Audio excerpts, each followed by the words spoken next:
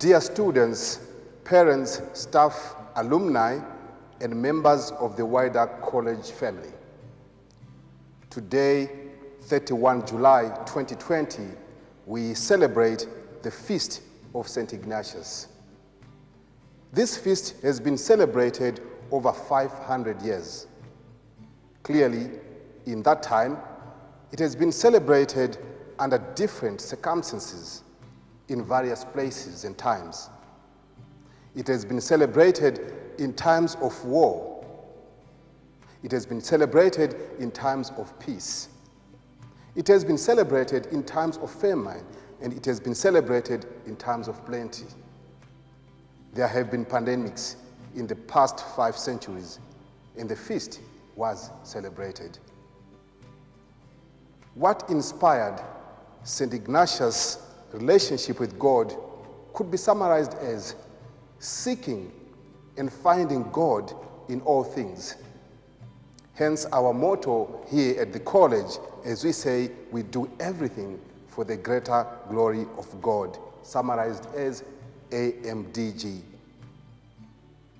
On this feast day, we should ask perhaps this question: in what ways is the Spirit of God present amongst us here and now? The legacy which St. Ignatius left with us is to see God in everything. God is in that patient taking his or her last breath. God is in the doctor, the nurse, the family member, a friend who resolutely stands at the side offering prayers, support, and encouragement.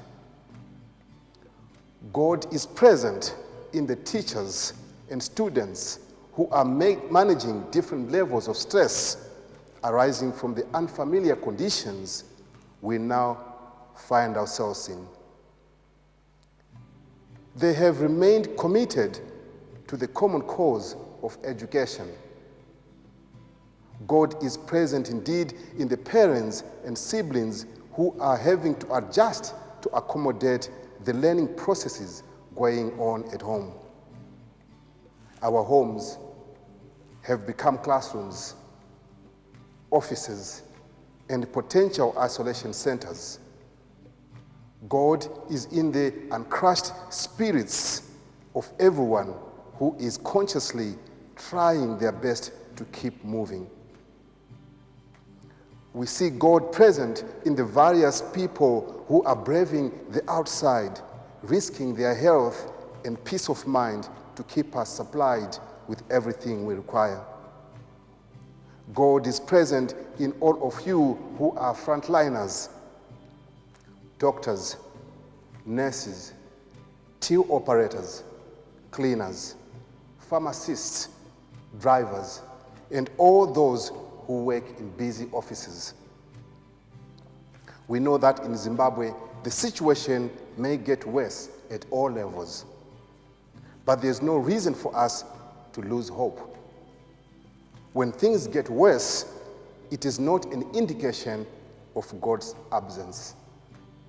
Things can only get worse for humans, but not for God. There is a tribe in Africa which has an interesting process of initiation. When a boy reaches the age of 13, the father takes the boy away, far away from the village. The journey usually takes 2 to 3 days. And when they reach a place where there's dense forest, the father would say to the boy, "Find somewhere to sit." Then the father gives a simple instruction: whatever happens in the night, please don't run away. If you run away, then you'll never be worthy of a man. You'll always be considered as a boy. And the father will say to the boy, "I'll leave you for the night and come back for you tomorrow morning." But before the father leaves, he blindfolds the boy and tells him to stay like that until morning. The boy sits there the whole night, listening to the howling of wolves, perhaps the roaring of lions, the crashing sounds in the bushes, the mean laughter of hyenas, and the hissing of snakes. The boy has to stay put. The next morning, the father comes back to the boy, removes the blindfold, and congratulates him. That is if the boy has not run away. But there's one thing the boy doesn't know. It will always remain a secret. And the secret is that the father actually never leaves the boy.